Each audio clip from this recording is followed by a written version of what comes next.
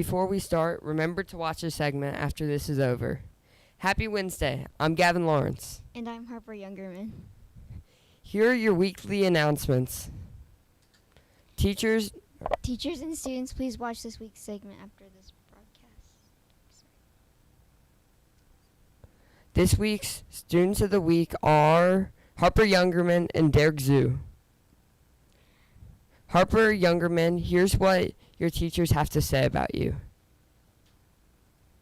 We love Harper's sweet personality. She always has a smile on her face and is ready to give an encouraging word to everyone. She blesses others by sharing her crocheting creations and being a part of the MidKnight News team. Harper, keep sharing your joy and laughter. Derek, this is what your teachers have to say about you. Derek is a strong student with a great work ethic. Derek is proud of his culture and is respected by both his peers and teachers. We are so thankful to have such a steady, positive influence in the 6th grade. Derek, keep being awesome.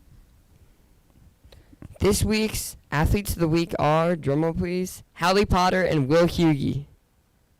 7th grader Hallie Potter had several points in her game against Holy Trinity. She made 3 foul shots and hustled the entire game. She is a great team player, is aggressive, and works hard. Every minute she's on the floor. 8th grader Will Hughey had 8 points versus Holy Trinity and 13 points against International Community School. Congratulations to the middle school wrestling team for winning the GCMSAA Conference Championship. Cade McNear, Max McNear, MJ Barrow, and Malcolm McLean all came away with individual championships as well. Coulter, Maxon Miller placed second. Sam Armstrong, Braden Hinson, Max Down, Nico Nieto, Ethan Frazier, and Jack Slater placed third. Congratulations to the students and athletes of the week. The 8th grade boys basketball conference tournament unfortunately lost to Country Day in a good match. And tomorrow there is a co-ed swimming conference meet at Country Day at 3:30. Go and support our teams. This week's house points are... Drum up, please. First place Royals. Second place Lions, yeah. And the leader of the losing bracket is the Eagles. Here are our robotics announcements. On January 14th in Concord, 9635Z ranked 6th in the competition and made it all the way to the quarterfinals. Our 3 teams held their own against high schoolers and made it to the elimination matches. Good job. This Friday is National Holocaust Remembrance Day. The United Nations General Assembly designated January 7th, the anniversary of the liberation of Auschwitz-Birkenau, as International Holocaust Remembrance Day. On this annual day of commemoration, the United Nations urges every member state to honor the 6 million Jewish victims of the Holocaust and millions of other victims of Nazism, and to develop educational programs to help prevent future genocides. Now click this week.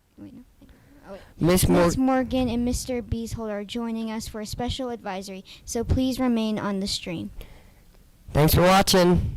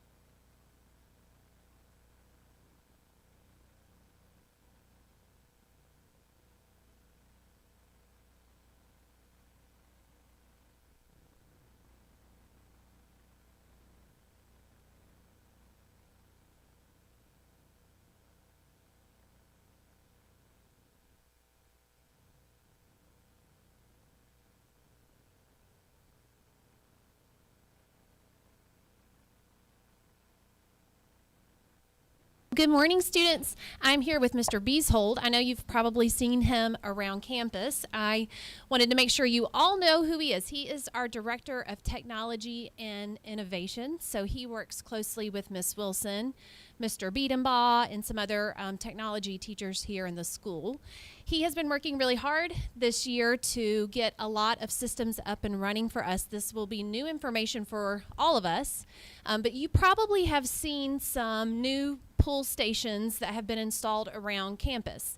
They look like a fire pull station, but instead of red, they're blue or green. And so Mr. Beeshold has been really instrumental in getting those installed. So he's going to explain some information today about how those work, when to use them, and things like that. But before he speaks, I just want to make sure we all take a deep breath. Some of the things that we're going to talk about today can give you a little bit of anxiety and worry about things that might happen here on campus. But I want to assure you, nothing has changed. There's nothing that you need to worry about as far as things going on here in campus or around the world. This is just a precaution. It's something that we are blessed to be able to have here at Charlotte Christian that will protect you and others just in the slight off chance that some emergency might happen on campus. So please keep that in mind as we talk today. This is nothing to cause alarm or change how we work and act day to day. We will eventually have some lockdown drills, and when we have that, you will know well in advance. You don't need to worry about that being a surprise or anything to you, and that's just to plan for, again, in the off chance that we would have an emergency. We want to make sure you feel comfortable that you know what to do. So with that, I'm going to hand it over to Mr. Beeshold. Thank you, Mrs. Morgan. Good morning, middle school. I'm excited to introduce to you the details about this system. And I want to give you an overview of like where these devices are on campus. And so if you look at this first slide, you'll see that there are devices all over campus. You don't necessarily need to memorize where these are, but as you're around campus, look for where the closest one might be so that if there was ever an emergency, you would have kind of an idea of where they are. There's a couple of them in the middle school and in the various buildings across campus. The three essential questions that I want you to come away with from this presentation are when, how, and what. When should you initiate one of these alerts? How would you do it? And then what actions are you going to take after you initiate one of these alerts? Or if you hear one of the alerts initiated, what do you do? I'm going to review those questions at the end, but those are the essential things that I really want you to come away with from this presentation. First, I'm going to talk about a police emergency pull-down. So the police emergency pull-down should only be activated in an absolute extreme emergency. So for example, if we had a code red situation where there was somebody on campus that posed an immediate threat to student and teacher safety. This is probably a very unlikely scenario, but in the case that you happened to be the first person to see something on campus that you thought was a threat, that you thought, boy, everybody needs to get to safety right now, then I want you to feel empowered that you should go to one of these police pull downs and activate it. And I'm going to explain how on the next slide. You should activate it so that everyone will get to safety as soon as possible. It's pretty easy to activate. In fact, I think that you probably picture how it would work. You just lift up the plastic cover and pull down the lever. I've done it a few times as we were just testing out the system. It's very easy to pull the lever, and the plastic cover comes right off. So you won't have any problems in the case of emergency. Just lift and pull. That's all you have to remember. Now, there's a number of things that you should do, and these are things that you should memorize and know in the back of your mind that if you ever needed to initiate a lockdown, or if you heard that there was a lockdown in place because you heard the announcement over the loudspeaker that it was a code red lockdown, then what you'd want to do is you'd want to get in your classroom or the closest classroom with all the lights off, the windows covered, keep away from the windows and doors. You want to keep as quiet as possible, including silencing your cell phone, and listen for your teacher's instruction. You want to stay in that position with the door locked until police or a school administrator comes to unlock the door, and you won't come out in any other situation. So students, this is where I was telling you we would practice a lockdown drill. It's okay if you can't memorize all of those things right now. We will practice it, and we will tell you in advance when we are going to practice it, so you aren't afraid that it's an actual emergency. You'll know that it's a practice drill. Thank you, Mrs. Morgan. And we've already gone through this with your teachers. They already have all of these procedures in an email, and on paper. They've been memorizing it. They've been working on it. And we're going to be doing some drills, so everybody will have a chance to practice it. So what happens when a police pull-down is activated? The police are called immediately.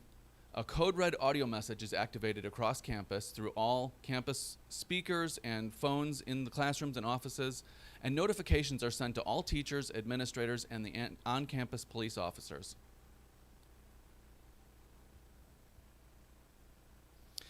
You might be there a while, so just be prepared. Don't start to wonder, oh, I think maybe it's over and it's time to come out.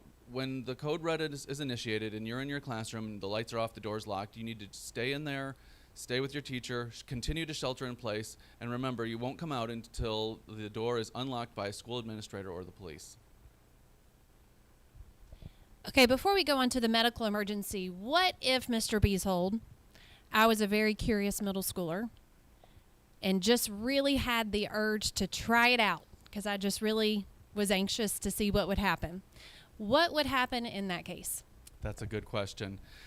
So it's a very serious matter, and when the police pull down is triggered, as I said, the system automatically calls the police, which means they're on their way and they're going to be here in a matter of minutes.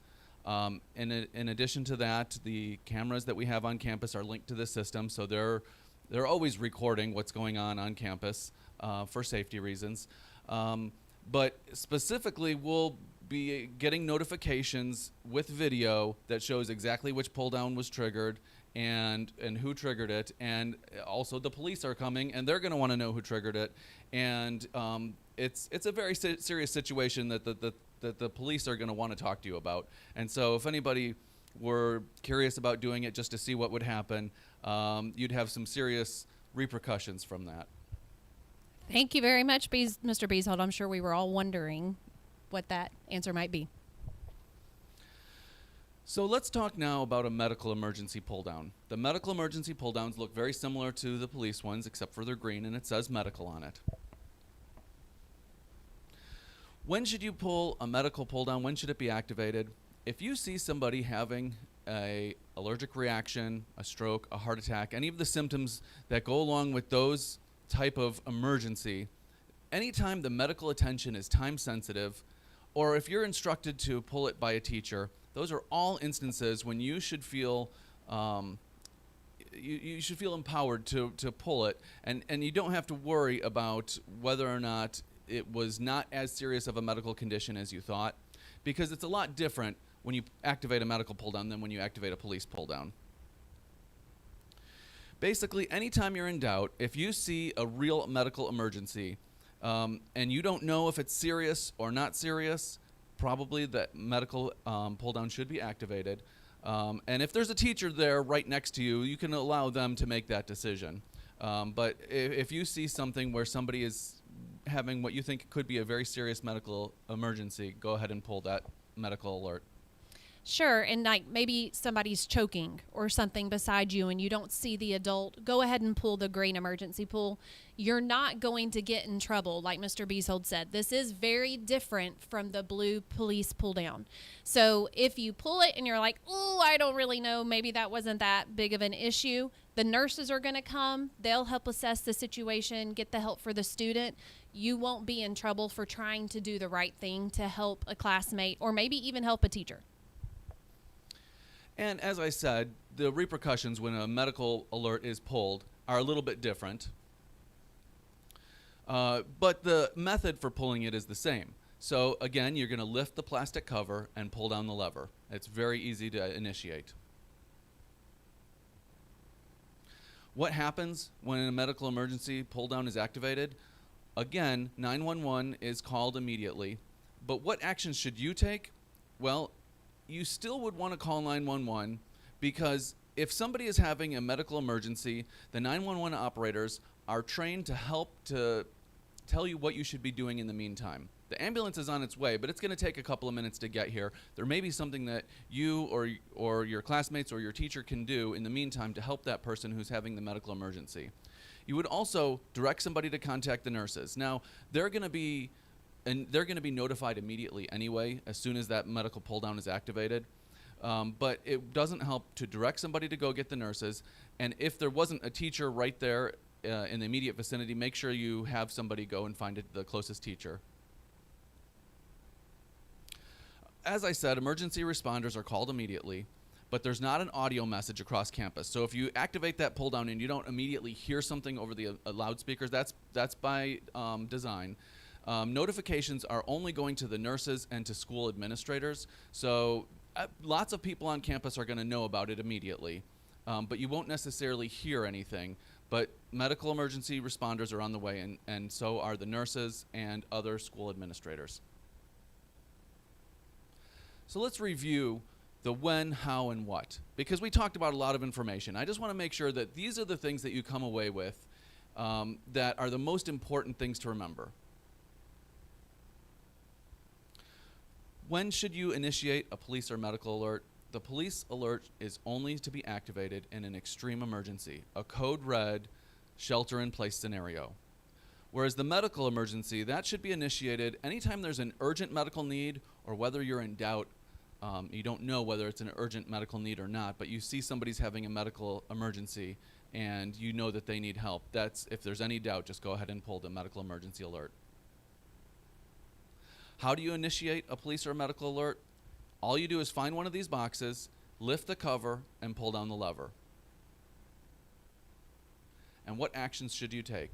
If it's a police emergency and you initiate the emergency, or if you hear the announcement over the loudspeaker that it's a code red shelter in place, then you're going to follow these steps to get yourself out of harm's way in a classroom, lock the doors, close the windows, be quiet, listen to your teacher's instructions, and stay there until the police or school administrator comes to unlock the door. In a medical emergency, you or your teacher should call 911 for further instructions and direct somebody else to contact the nurses or the nearest teacher. All right. Well, students, if you have questions, which some of you might have some questions right now in the back of your mind, you can ask your teachers. And teachers, if you just want to jot those down somewhere and then share them with me, we'll make sure that when we eventually have our lockdown drill, we'll have all those answers for the students so that they all feel comfortable with what we're going to do in that situation. Same thing for medical device questions. If they have any questions at all, teachers and students, just write those down, and then teachers, you can give those to me, and we'll make sure the students get the answers. Thank you. Thank you. I believe we have one more presentation for you today. Ms. Wilson's going to be up. All right. Well, I'm not used to being on this side of the camera, but while my wonderful team here is switching us over, I'd like to thank them. We had a little technical difficulty this morning. We are switching 3 presentations, and they can all tell you what a challenge this is. We decided to run this way late yesterday afternoon, and they are this group in here are rock stars making all this happen for us this morning. So we appreciate your patience as we go through. I'm here to talk to you today, just quick reminders of some tech refresh with all of you. So we'll go ahead and whenever Jack, my man's ready to switch slides, go for it. All right.